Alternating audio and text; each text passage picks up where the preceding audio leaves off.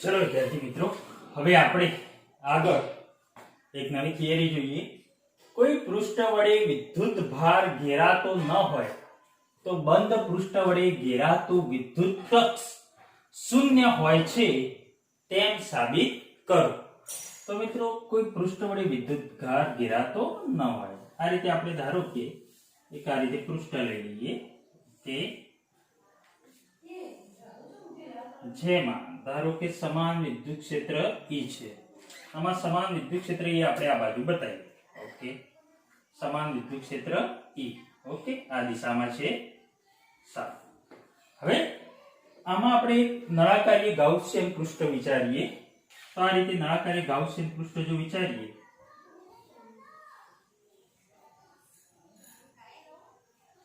Okay, આ રીતે વિચારી શકાય. 7. એક કામ કરીએ, અહીં બંને 8 છેદ બંને બાજુ, અને આપણે 1 નંબર કહીએ, આ બીજા 8 છેદને 2 નંબર કહીએ, અને આ સપાટી જેને આપણે 3 નંબર કહીએ, વક્ર સપાટી. ઓકે, હવે અહીં વિદ્યુત ક્ષેત્ર તો આ દિશામાં છે. તો ધારો કે એક બિંદુએ મારે બતાવવું હોય તો એક બિંદુએ વિદ્યુત ક્ષેત્ર કઈ દિશામાં? આ દિશામાં. ઓકે, વિદ્યુત ક્ષેત્ર E અને આ 8 છેદનું ક્ષેત્રફળ કઈ દિશામાં? આ દિશામાં. ક્ષેત્રફળ જે 8 છેદને હંમેશા કેવો હોય? આ રીતે 8 છેદ છે તો 8 છેદને લંબ. ઓકે, બહાર નીકળતી દિશામાં. 7. 2 નંબરના બિંદુએ વાત કરીએ તો 2 નંબર આગળ તમે જોઈ શકો છો કે 8 છેદ આમ છે, એટલે કે ક્ષેત્રફળ સદિશ આ દિશામાં.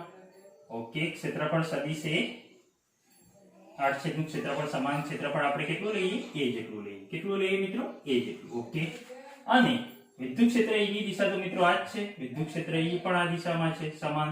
ઓકે, સારું. હવે 3 નંબર એટલે કે વક્ર સપાટી. મિત્રો, અહીં વક્ર જે સપાટી છે આ રીતે નળાકારની, એ વક્ર સપાટી અહીં આવેલા દરેક બિંદુથી વક્ર સપાટી અહીં કેન્દ્રથી એટલે કે અહીંયાથી કેવી હશે? આ અક્ષથી કેવી હશે? અક્ષથી આ દરેક બિંદુનું અંતર કેવું હશે? સમાન હશે.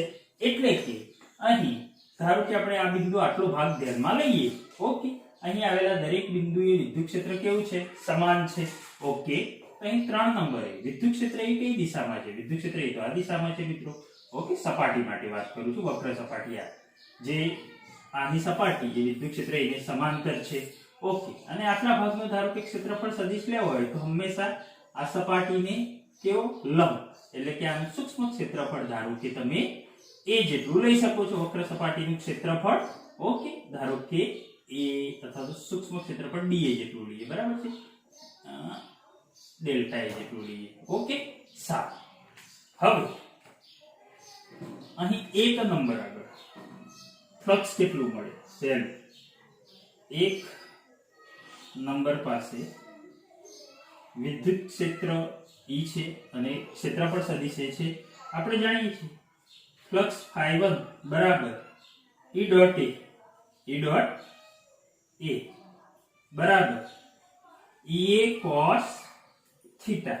તો થીટા કેટલો આ બંને વચ્ચે? આ બંને એકબીજાને પરસ્પર કઈ દિશામાં છે? વિરુદ્ધ દિશામાં. આમ સીધું પણ આપણને ખબર પડે કે વિદ્યુત ક્ષેત્રની વિરુદ્ધ દિશા એટલે કે માઈનસ આવે, અથવા તો આ બંને વચ્ચે ખૂણો કેટલો બનશે? 180. એટલે કે EA cos 180. તો અહીં તમે લખી શકો છો EA cos 180 ની કિંમત -1, એટલે કે તમને મળશે -EA.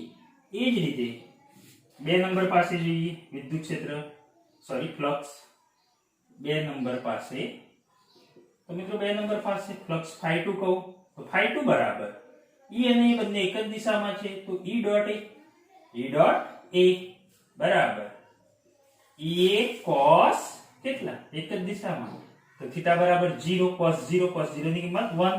તો ϕ2 બરાબર તમને મળ્યા EA. એ જ રીતે મિત્રો વક્ર સપાટી માટે ત્રીજું, વક્ર સપાટી પાસે અહીં વિદ્યુત ક્ષેત્ર એ સમાંતર છે આ રીતે સપાટીને, દરેક બિંદુએ કેવું હશે? સમાંતર. એટલે કે મિત્રો એવું કહી શકાય કે ϕ3 બરાબર E ડોટ ડેલ્ટા A, એટલે કે E ડેલ્ટા A cos કેટલો છે મિત્રો? વિદ્યુત ક્ષેત્ર E અને એક ક્ષેત્રફળ સદિશ બંને વચ્ચેનો ખૂણો કેટલો છે? 90 છે. તો એ ડેલ્ટા એ cos 90. cos 90 ની કિંમત કેટલી? 0. તો અહીં કેટલું થશે ફ્લક્સ? 0. એટલે કે કહી શકાય આમ કુલ ફ્લક્સ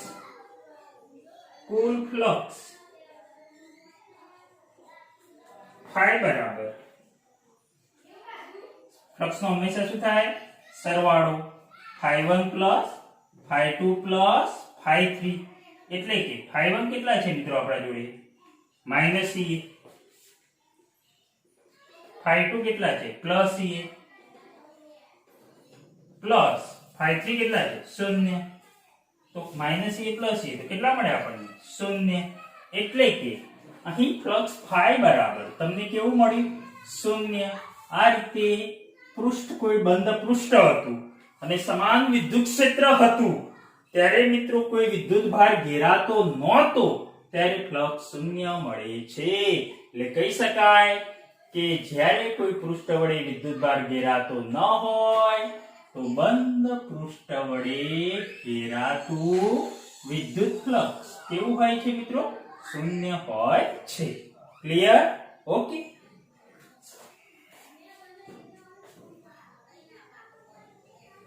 હવે એક આપણે બીજી થિયરી જોઈએ.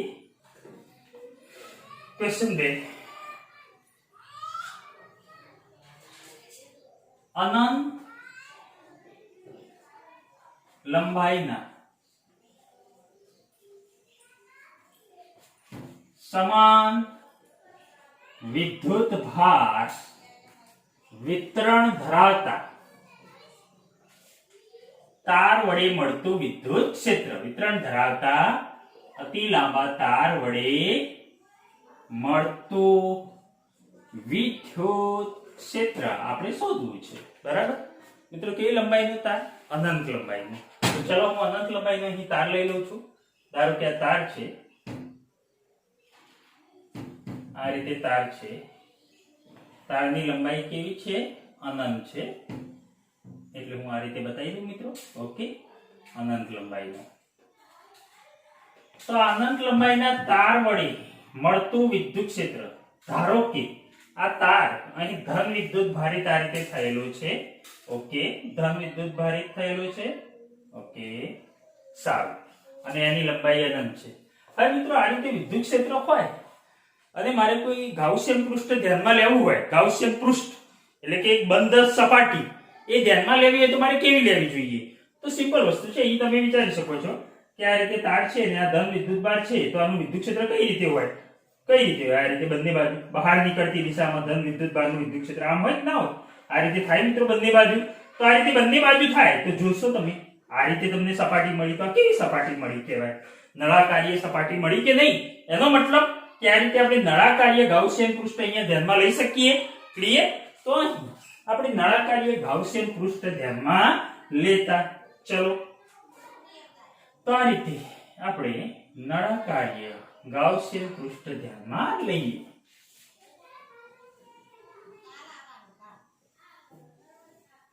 ઓકે.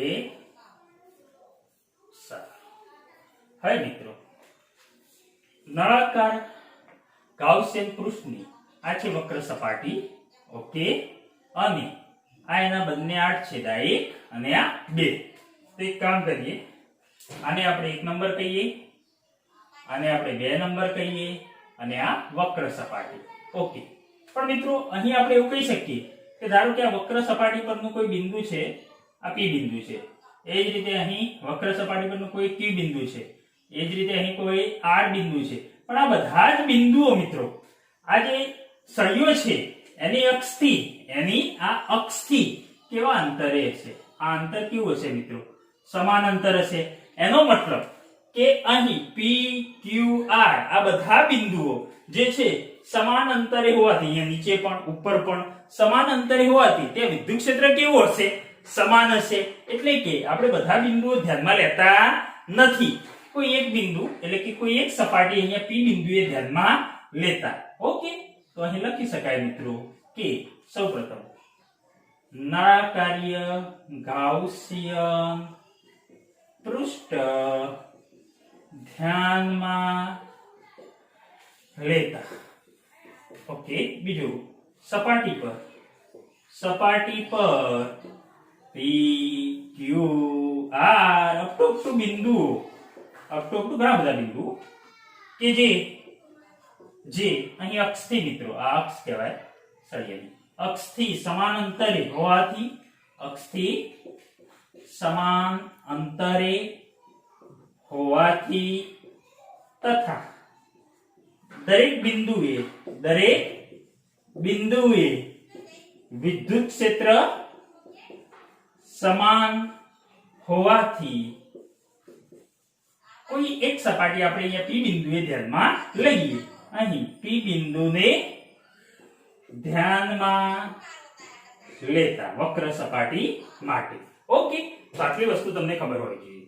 તો ચલો હવે સૌપ્રથમ તો આડછેદનું ક્ષેત્રફળ આપણે એ જેટલું લઈએ, મેં આગળ વાત કરી તે રીતે છે. આ થિયરી કોઈ નવી નથી, બરાબર. અને આટલી જે સૂક્ષ્મ ભાગ જે છે મિત્રો, એનું ક્ષેત્રફળ સદિશ પણ આપણે લઈએ. તો સૌપ્રથમ એક બિંદુ, એક નંબર આગળ મને કહેશો વિદ્યુત ક્ષેત્ર એ કઈ દિશામાં? તો અહીં ધન વિદ્યુત ભાર છે મિત્રો. ધન વિદ્યુત ભારનું વિદ્યુત ક્ષેત્ર હંમેશા કઈ રીતે હોય? આ રીતે બહાર નીકળતી દિશામાં. અહીં બતાવી શકાય વિદ્યુત ક્ષેત્ર E. ઓકે, અને આનું ક્ષેત્રફળ સદિશ એક સોરી ભૂલ થઈ ગઈ. આ રીતે ના હોય. અહીં ધન વિદ્યુત ભાર છે ને, એટલે કે આનું વિદ્યુત ક્ષેત્ર કઈ રીતે હશે મિત્રો? હમણાં જ મેં વાત કરી ધન, તો બંને બાજુ આ રીતે બહાર નીકળતી દિશામાં. તો અહીં હું બતાવી શકું કે અહીં વિદ્યુત ક્ષેત્ર એ આ રીતે બહાર નીકળતી દિશામાં, એટલે કે આમ હશે. ઓકે, વિદ્યુત ક્ષેત્ર E. ઓકે, અને આનું ક્ષેત્રફળ સદિશ આડછેદ આમ છે, તો ક્ષેત્રફળ સદિશ આડછેદને લંબ, એટલે કે ક્ષેત્રફળ સદિશ A. ઓકે, એ જ રીતે બે નંબર આગળ વિદ્યુત ક્ષેત્ર તો મિત્રો આ રીતે કેવું હોય? લંબ. ઓકે, વિદ્યુત ક્ષેત્ર આ રીતે હશે બહાર નીકળતી દિશામાં, ધન વિદ્યુત ભાર આ રીતે બહાર, અને ક્ષેત્રફળ સદિશ એ કેમ હશે? આમ. અહીં આડછેદ આમ છે, એટલે કે ક્ષેત્રફળ સદિશ આ રીતે. એ જ રીતે મિત્રો પી બિંદુ આગળ અહીંયા ત્રિજ્યા r, આ મિત્રો ત્રિજ્યા કેટલી છે? આની r જેટલી છે, અક્ષથી અંતર સમાન. ઓકે, તો પી બિંદુ આગળ મિત્રો વિદ્યુત ક્ષેત્ર તો આ રીતે બહાર નીકળતું હોય આમ, તો અહીં વિદ્યુત ક્ષેત્ર આપણે આ રીતે ત્રિજ્યાવર્તી દિશામાં બહાર નીકળતું વિદ્યુત ક્ષેત્ર E, અને ક્ષેત્રફળ સદિશ આટલા સૂક્ષ્મ ભાગ માટે સૂક્ષ્મ ક્ષેત્રફળ સદિશ આપણે કેટલો ધ્યાનમાં લઈએ? dA. ઓકે, dA જેટલો સૂક્ષ્મ ભાગ, એટલે કે સૂક્ષ્મ ક્ષેત્રફળ સદિશ ધ્યાનમાં લઈએ. તો ચલો હવે આ ત્રણ ભાગ આગળ આપણે ફ્લક્સ શોધી દઈએ. તો હવે આગળ જોઈએ તો આ એક નંબર, બે નંબર ના આડછેદ તથા સપાટી પર આપણે ફ્લક્સ શોધી દઈએ. તો સૌપ્રથમ એક નંબરના આડછેદ પાસે વિદ્યુત ફ્લક્સ. વિદ્યુત ફ્લક્સ માટે તમે સૂત્ર જાણો છો, ફાઈ બરાબર સંકલન E ડોટ dA બરાબર q બાય ઘેરાતો કુલ વિદ્યુત ભાર ભાગ્યા એપ્સિલોન 0. તો અહીં આપણે આ સૂત્રનો ઉપયોગ કરી શકીએ. એક નંબરના આડછેદ પાસે φ1 બરાબર સંકલન E ડોટ dA બરાબર સંકલન E ડોટ dA. તો E dA cos થીટા. મને કહેશો મિત્ર એક નંબર પાસે, એક નંબર આગળ આ ખૂણો કેટલો છે? વિદ્યુત ક્ષેત્ર E અને ક્ષેત્રફળ સદિશ A વચ્ચેનો ખૂણો 90, એટલે કે E dA cos 90. તો કેટલું થશે? cos 90 એટલે 0, તો ફ્લક્સ 0. એ જ રીતે બે નંબરના આડછેદ પાસે અહીં પણ તમે જોઈ શકો છો,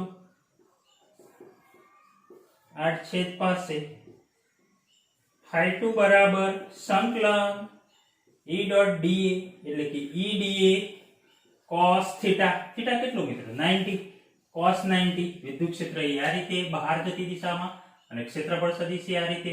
તો 90 cos 90 ની કિંમત કેટલી? 0, એટલે કે ફ્લક્સ કેવું મળશે? 0 મળશે. ઓકે, એ જ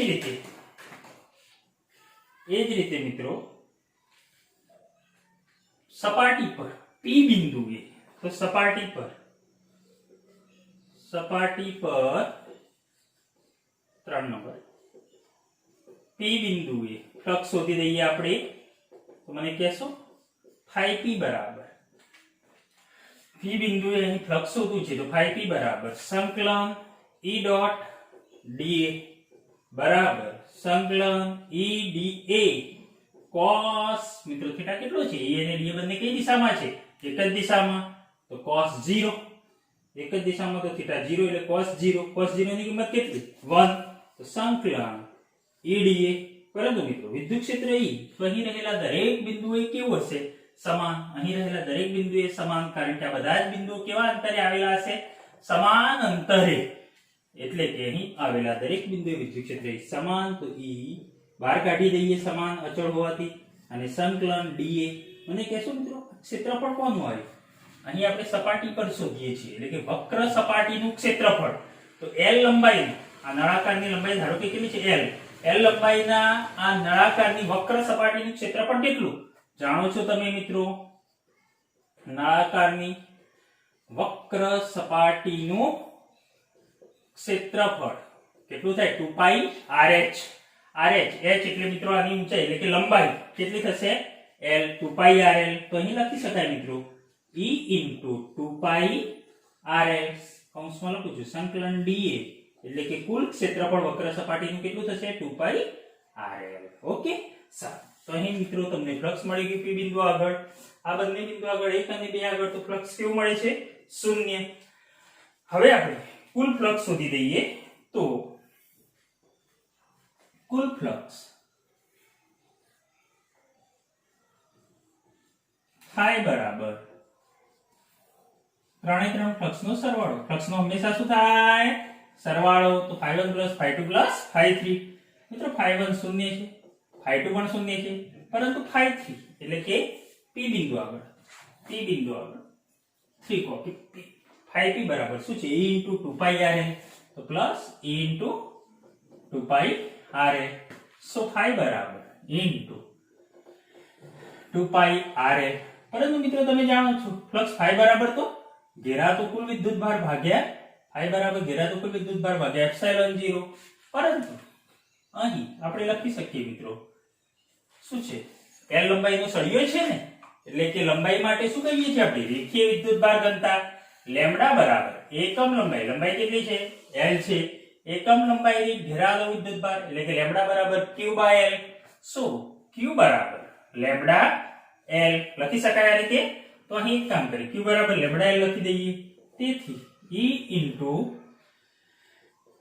2π RL બરાબર લેમ્બડા L બાય એપ્સિલોન 0 બંને બાજુ જે કટ થશે તે LL કટ સો E બરાબર 2π R ને નીચે જવા દો તો લેમ્બડા અપોન 2π એપ્સિલોન 0 આ 2π R ને નીચે જવા દીધા તો લેમ્બડા અપોન 2π એપ્સિલોન 0 R જે અનંત લંબાઈના સળિયા કે તાર વડે મળતું વિદ્યુત ક્ષેત્ર છે સદિશ સ્વરૂપે મિત્રો લખવું હોય તો અહીં તમે જોઈ શકો છો આ વિદ્યુત ક્ષેત્ર કેમ છે અહીં બહાર નીકળતી દિશામાં અહીં પણ તમે આ રીતે બહાર નીકળતી દિશામાં બતાવી શકો ક્લિયર એટલે કે આ જે દિશા છે કોની છે મિત્રો r ત્રિજ્યાવર્તી દિશા આ રીતે છે યસ તો અહીં લખી શકાય સદિશ સ્વરૂપે વિદ્યુત ક્ષેત્ર E બરાબર lambda upon 2π epsilon 0 r into કઈ દિશામાં મિત્રો ત્રિજ્યાવર્તી દિશામાં એટલે કે r ની દિશામાંનો એકમ સદિશ તો આ રીતે લખી શકો છો જે અનંત લંબાઈના તાર વડે મળતું વિદ્યુત ક્ષેત્ર છે ક્લિયર હવે એક કામ કરીએ એક્સ્ટ્રામાં તમારે જો દાખલામાં ડાયરેક્ટ આ સૂત્રનો ઉપયોગ કરવો હોય જો આ સૂત્ર યાદ ન રાખવું હોય તો એક કામ કરીએ આને 2 વડે ઉપર ગુણો અને 2 વડે ભાગો તો શું થશે 2 લેમ્બડા અપોન 2 વડે નીચે ભાગો તો 4π એપ્સિલોન 0 r પરંતુ મિત્રો 1/4π એપ્સિલોન 0 બરાબર તો k એટલે કે મિત્રો આના બરાબર k એટલે કે આ રીતે લખી શકાય 2k લેમ્બડા આની જગ્યાએ k મૂકી દીધા એટલે કે 2k લેમ્બડા અપોન r તો અહીં તમને વિદ્યુત ક્ષેત્ર E નું સૂત્ર મળ્યું E બરાબર 2k લેમ્બડા અપોન r આ સૂત્રનો સીધો ઉપયોગ પણ તમે દાખલામાં કરી શકો છો ક્લિયર તો આવડું જોઈએ મિત્રો નવી થિયરી જોઈએ આપણે અનંત વિસ્તારના વિદ્યુત ભારિત સમતલ વડે ઉદ્ભવતું વિદ્યુત ક્ષેત્ર તો અનંત વિસ્તારના વિદ્યુત ભારિત સમતલ વડે ઉદ્ભવતું વિદ્યુત ક્ષેત્ર એ જોઈએ પહેલા અહીં એક નોટ કરશો તમે ધારો કે આ રીતે કોઈ સમતલ છે યસ આ રીતે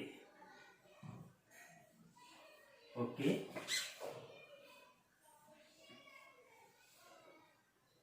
આ રીતે હોય ધારો કે અહીં ધન વિદ્યુત ભારિત છે આ રીતે, ઓકે, અને ઋણ વિદ્યુત ભારિત હોય આ રીતે.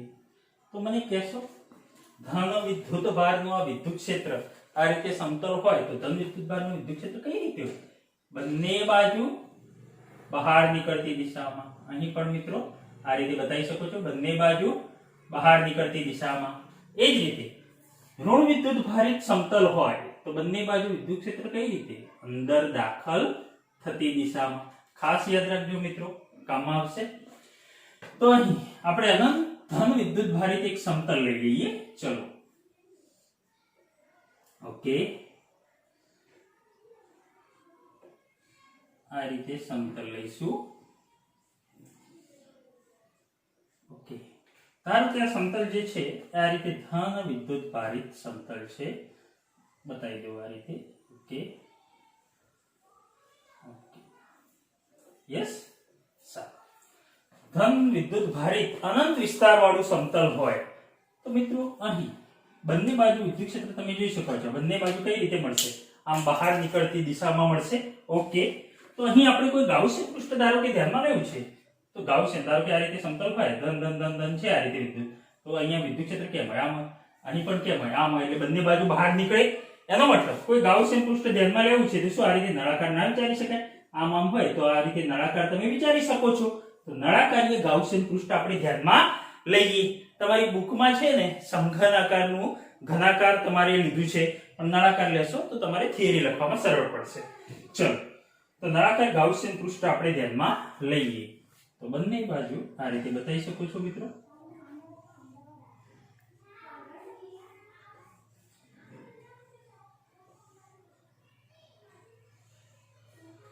આ રીતે, ઓકે,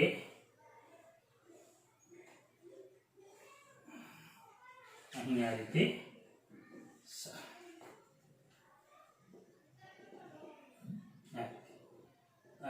ક્લિયર?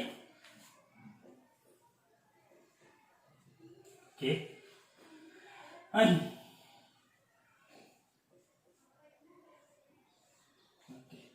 આનો આડછેદ ધારો કે આ રીતે દર્શાવી શકાય મિત્રો, જેનું ક્ષેત્રફળ આપણે a જેટલું લઈએ. એટલે કે આનું ક્ષેત્રફળ પણ કેટલું?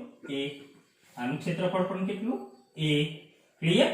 તો મિત્રો આ ધન વિદ્યુત ભારિત જે સમતલ છે આના વડે આપણે ઉદ્ભવતું શું શોધવું છે?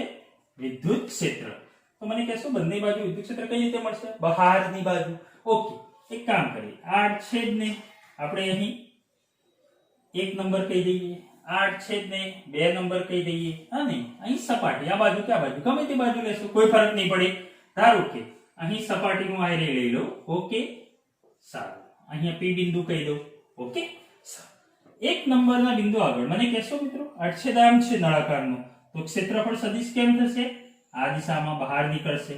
અને અહીં વિદ્યુત ક્ષેત્ર કેમ? તો ધન વિદ્યુત ભારિત આ રીતે સમતલ છે તો વિદ્યુત ક્ષેત્ર અહીં કેવું રહેશે? આ રીતે બહાર નીકળતી દિશામાં. એટલે કે વિદ્યુત ક્ષેત્ર એ પણ આ રીતે તમે બતાવી શકો છો. એટલે કે અહીં E અને A 1 નંબર આગળ એક જ દિશામાં. એ જ રીતે 2 નંબર આગળ મને કહેશો મિત્રો અહીં પણ વિદ્યુત ક્ષેત્ર આ રીતે સમતલ હોય તો અહીંયા પણ આ રીતે બહાર નીકળે. યસ, વિદ્યુત ક્ષેત્ર. તો અહીં આડછેદનું ક્ષેત્રફળ સદિશ A અને વિદ્યુત ક્ષેત્ર E પણ આ દિશામાં રહેશે. ક્લિયર? અને સપાટી પરના કોઈ P બિંદુએ, વક્ર સપાટી જે છે નળાકારની, એના કોઈ P બિંદુએ અહીં તમે બતાવી શકો છો મિત્રો આ ભાગને ડાબી બાજુ છે એટલે વિદ્યુત ક્ષેત્ર કેમ છે? આ રીતે બહાર નીકળતી દિશામાં. તો અહીં વિદ્યુત ક્ષેત્ર E તમે આ રીતે બતાવી શકો છો. અને આટલા સૂક્ષ્મ ભાગ માટે ક્ષેત્રફળ સદિશ મિત્રો આ સપાટી માટે ક્ષેત્રફળ સદિશ જે કેવો હશે? સપાટીને લંબ, એટલે કે સૂક્ષ્મ ક્ષેત્રફળ સદિશ હું dA લઉં. ક્લિયર? બંને વચ્ચેનો ખૂણો કેટલો? P બિંદુએ 90. હવે મારે અનંત વિદ્યુત ભારિત સમતલ વડે મળતું કુલ ફ્લક્સ અને વિદ્યુત ક્ષેત્ર શોધવું છે. તો ચલો પહેલા આપણે ફ્લક્સ શોધી દઈએ. તો સૌપ્રથમ 1 નંબરના આડછેદ પાસે અહીં લખી શકાય ફ્લક્સ ફાઈ બરાબર સંકલન E ડોટ dA બરાબર સંકલન E dA cos થીટા. મને કહેશો અહીંયા થીટા કેટલું? વિદ્યુત ક્ષેત્ર આ રીતે બહાર નીકળતું, ક્ષેત્રફળ સદિશ પણ બહાર નીકળતું, એટલે કે થીટા અહીં 0 મળશે. E અને A વચ્ચેનો ખૂણો. ઓકે, તો E dA cos 0 એટલે કે મિત્રો cos 0 ની કિંમત 1 સંકલન E dA. મિત્રો વિદ્યુત ક્ષેત્ર E જે છે એ સમગ્ર સપાટી માટે કેવું છે? સમાન. એટલે કે E સમાન સંકલન dA. સંકલન dA એટલે કે 8 છેદનું 8 છેદ જે છે એનું કુલ ક્ષેત્રફળ આપણે કેટલું સમાન લીધું છે? A જેટલું લીધું છે. એટલે કે બરાબર આપણે શું લખી શકીએ? EA. ક્લિયર? ઓકે. હવે એ જ રીતે 2 નંબરના બિંદુ પાસે 2 નંબરના 8 છેદ પાસે અહીં આપણે લખી શકીએ phi2 બરાબર E dot dA. phi2 બરાબર સંકલન E dot dA. સો E dA cos theta. theta કેટલો થાય મિત્રો? E અને A અહીં પણ વિદ્યુત ક્ષેત્ર આથી બહાર નીકળે અને એ પણ theta બરાબર 0. તો સંકલન E dA cos 0 ની કિંમત 1. વિદ્યુત ક્ષેત્ર એ તો સમાન. સંકલન dA એટલે કે આનું ક્ષેત્રફળ કેટલું? 8 છેદનું A છે. એટલે કે સંકલન dA બરાબર A. તો અહીં આપણે લખી શકીએ EA. ઓકે. એ જ રીતે સપાટી પરના P બિંદુએ નળાકારની વક્ર સપાટી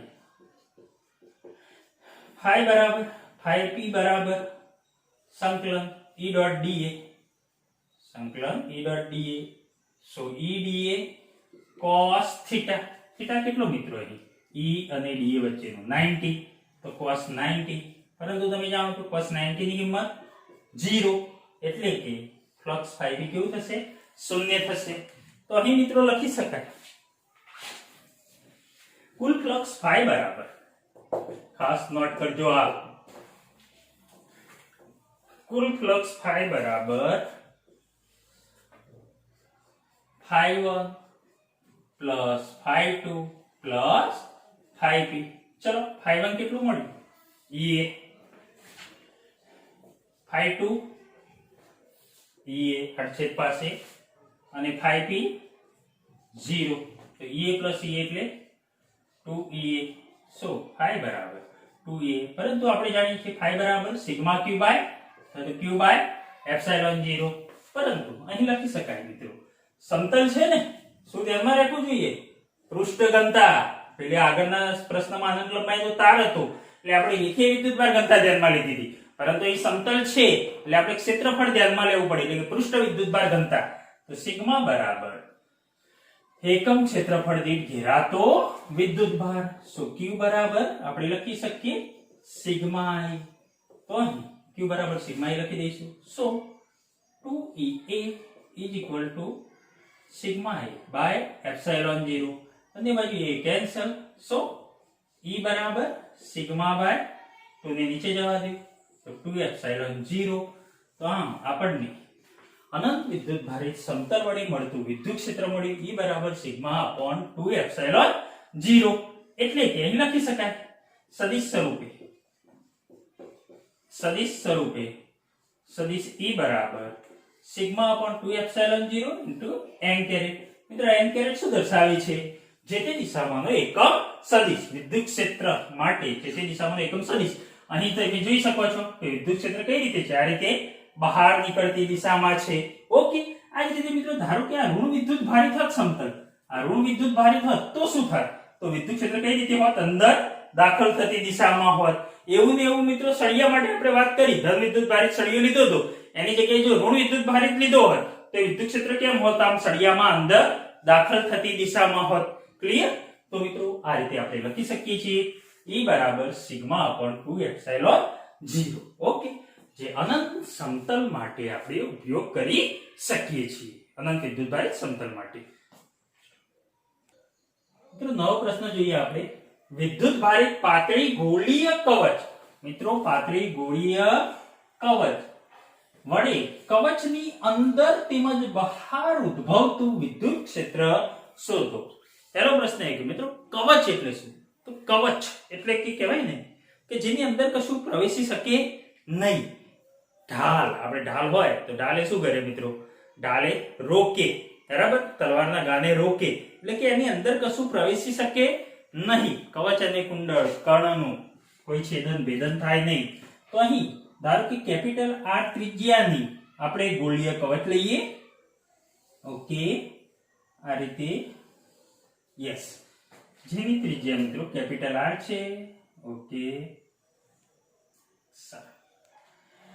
આના પર વિદ્યુત ભાર વિતરિત થયેલો છે, પરંતુ મિત્રો આ જે વિદ્યુત ભાર છે ને એ આ ત્રિજ્યાની ગોળીય કવચના ઉપર હશે અને અંદરના ભાગમાં પ્રવેશી શકશે નહીં. એટલે કે વિદ્યુત ભાર આપણે આ રીતે બતાવીશું.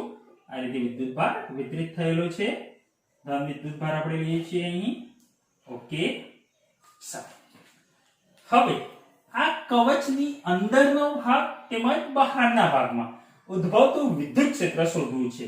તો સૌપ્રથમ તો પહેલા આ ત્રિજ્યાની આપણે ગોળીય કવચ લીધી. મિત્રો કવચ એટલે ખૂબ જ પાતળી છે, ખૂબ જ પતલી. આ રીતે પતલી હોય, એકદમ પતલી. એટલે કે એના માટે આપણે શું ધ્યાનમાં લેવું જોઈએ? ક્ષેત્રફળ. શું ધ્યાનમાં લેવું જોઈએ મિત્રો? ક્ષેત્રફળ કવચનું. એટલે કે ક્ષેત્રફળ હોય એનો મતલબ પૃષ્ઠ ઘનતા. તો અહીં લખાય પૃષ્ઠ ઘનતા સિગ્મા બરાબર Q બાય A. ઘેરાતો કુલ વિદ્યુત ભાર ભાગ્યા A. પરંતુ મિત્રો A બરાબર તો તમે જાણો છો, આ ત્રિજ્યાવાળી ગોળાકાર કવચનું ક્ષેત્રફળ શું થશે? 4πr². સો અહીં Q બરાબર સિગ્મા ઇન્ટુ 4πr². ઓકે, ધ્યાનમાં રાખજો મિત્રો. હજી ફરીવાર કહું છું, કવચ પર જ્યારે વિદ્યુત ભાર મૂકવામાં આવે છે ત્યારે એ વિદ્યુત ભાર અહીંયા કવચની ઉપર હોય છે, પરંતુ એની અંદર પ્રવેશી શકતો નથી. ક્લિયર? ઓકે. હવે આના અંદરના ભાગમાં ધારો કે આપણે આ રીતે લઈએ, આનો અંદરનો ભાગ આ રીતે લઈ શકાય. ઓકે, અને અંદરના ભાગની ત્રિજ્યા હું ધારો કે r' લઉં. કેટલી લઉં? r'.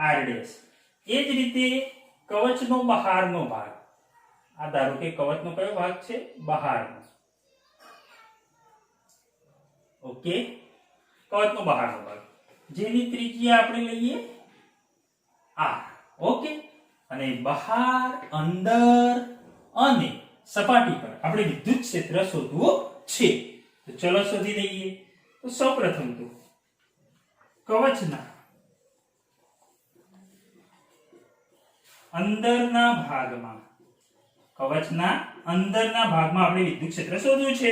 તો મને કહેશો મિત્રો, આ કવચ છે કેપિટલ R ત્રિજ્યા, એનો અંદરનો ભાગ મેં આટલો લીધો. કેટલો? r' ત્રિજ્યા વાળો. જ્યાં આપણે કહી શકીએ અંદરના ભાગમાં r' is less than capital R. તથા મને કહેશો અંદરના ભાગમાં અહીં ઘેરાતો વિદ્યુત ભાર કેટલો? અંદરના ભાગમાં મેં તમને પહેલા જ વાત કરી કે આ વિદ્યુત ભાર કવચની ઉપર છે, પરંતુ એના અંદરના ભાગમાં વિદ્યુત ભાર દાખલ થતો નથી. એટલે કે અંદરના ભાગમાં ઘેરાતો કુલ વિદ્યુત ભાર 0. તો અહીં લખી શકાય મિત્રો, ઘેરાતો કુલ વિદ્યુત ભાર Q બરાબર 0. ઓકે, તો અહીં આપણે જાણીએ છીએ સંકલન E ડોટ dA, phi બરાબર સંકલન E ડોટ dA બરાબર સિગ્મા Q, એટલે કે Q બાય એપ્સિલોન 0. પરંતુ ઘેરાતો કુલ વિદ્યુત ભાર તો કેટલો છે અંદરના ભાગમાં? 0. એટલે કે બરાબર 0 બાય એપ્સિલોન 0 એટલે કે શું મળશે? 0. 0 બાય એપ્સિલોન 0 એટલે કે 0.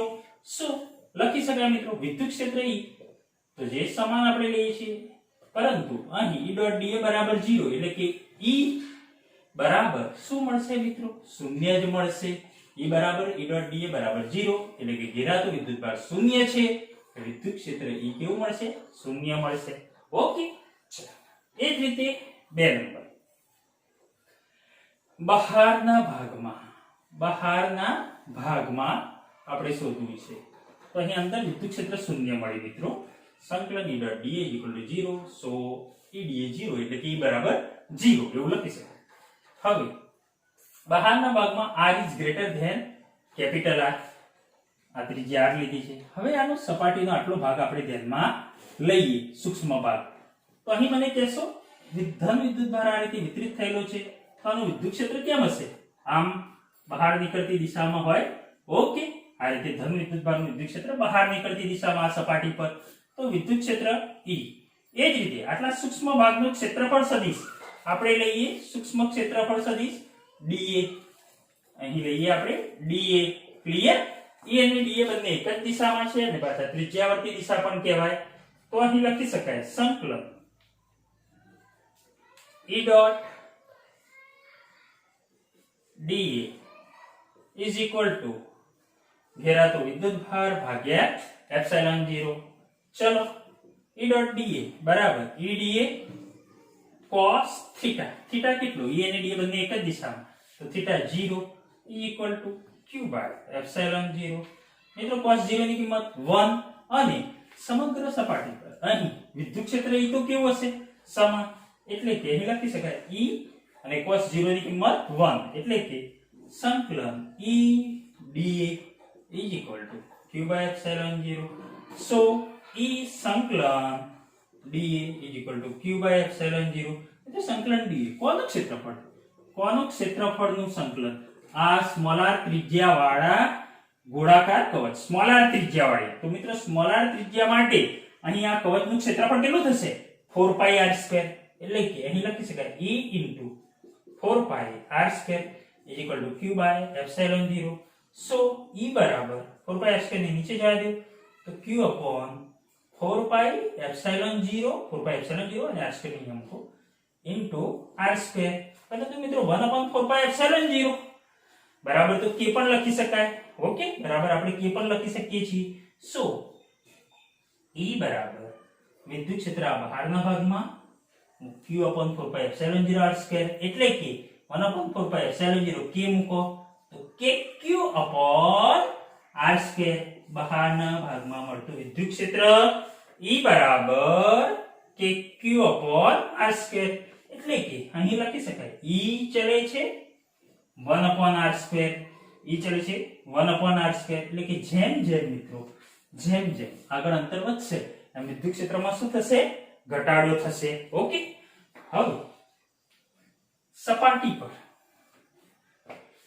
ત્રીજા નંબરમાં સપાટી પર, તો સપાટી પર મિત્રો શું? તો E બરાબર KQ upon r2 માં સપાટી પર શું હશે? R બરાબર R। સપાટી પર મિત્રો આ ત્રિજ્યા r છે, એટલે કે R બરાબર આપણે શું મૂકી દઈએ? કેપિટલ R મૂકી દઈએ, તો E બરાબર KQ upon r2। તો મિત્રો સપાટી પર અહીં તમે લખી શકો છો K અચળ, Q અચળ, R પણ કેવું? અચળ, એટલે કે સપાટી પર આ વિદ્યુત ક્ષેત્ર અચળ અને કેટલું? મહત્તમ। E કેવું મળશે મિત્રો તમને? મેક્સિમમ મળશે। તો અહીં આ તમામ ગોળીય કવચ વડે મળતું વિદ્યુત ક્ષેત્ર, જેના અંદરના ભાગમાં વિદ્યુત ક્ષેત્ર કેવું મળશે? E dA બરાબર 0। સો E બરાબર 0, શૂન્ય। બહારના ભાગમાં KQ upon r2 બિંદુવત વિદ્યુતભારના વિદ્યુત ક્ષેત્ર જેટલું, તથા સપાટી પર R બરાબર R વત્તા KQ upon r2। Clear? Okay, અહીં આનો આપણે આલેખ દોરવો હોય તો દોરી શકીએ મિત્રો। E tends to R નો આલેખ, વિદ્યુત ક્ષેત્ર વિરુદ્ધ અંતર R નો આલેખ, E વિરુદ્ધ R નો આલેખ। તો અહીં 0 અહીંથી ચાલુ કરીએ આપણે, કેન્દ્રથી ચાલુ કરીએ તો સૌપ્રથમ અંદરના ભાગમાં, તો અંદરના ભાગમાં એટલે કે ક્યાંથી? અહીંયાથી ચાલુ કરીએ તો અહીંયાથી આટલું, ભલે આપણે r' લીધું પણ આ બધો ભાગ કયો કહેવાય? આ ભાગ કયો કહેવાય? અંદરનો જ કહેવાય ને, એટલે કે આટલા સુધી મિત્રો, આટલા સુધી આ ભાગમાં વિદ્યુત ક્ષેત્ર કેવું? શૂન્ય। તો અહીં લખાય અંદરના ભાગમાં મિત્રો વિદ્યુત ક્ષેત્ર શૂન્ય। ક્લિયર? ઓકે, તથા અહીં સ્મોલ r ત્રિજ્યાવાળી સપાટી પર, આ સપાટી પર મિત્રો તો E બરાબર KQ upon r2, જે કેવું હશે મિત્રો? આ રીતે સપાટી પર આ R, અહીં લખું છું હું R બરાબર R। ક્લિયર? ઓકે, અને અહીં અંદરનો ભાગ તો અહીં વિદ્યુત ક્ષેત્ર E બરાબર કેટલું? શૂન્ય। ક્લિયર? જ્યારે બહારના ભાગ પર આ વિદ્યુત ક્ષેત્ર કેવું હશે? Maximum, E maximum. Okay, sorry, બહારના ભાગ કે સપાટી પર, અને બહારના ભાગમાં E ચલે છે 1 upon r2, એટલે કે અંતર વધશે તેમ શું થશે? અંતર વધશે તેમ વિદ્યુત ક્ષેત્રમાં ઘટાડો, એટલે કે આ રીતે દોરી શકાય મિત્રો। યસ, અંતર વધશે તેમ વિદ્યુત ક્ષેત્રમાં શું થશે? ઘટાડો। તો અહીં લખી શકાય E ચલે છે 1 upon r2, કયા ભાગમાં? અંદરના ભાગમાં। તો આલેખ મિત્રો ખૂબ મહત્વનો છે, સોરી બહારના ભાગમાં। ઓકે, અંદરના ભાગમાં વિદ્યુત ક્ષેત્ર શૂન્ય, સપાટી પર કવચ વડે મળતું વિદ્યુત ક્ષેત્ર મેક્સિમમ, અને બહારના ભાગમાં E ચલે છે 1 upon r2 મુજબ ચલ તરંગ, જે વિદ્યુત ક્ષેત્ર ઘટ્યા જશે।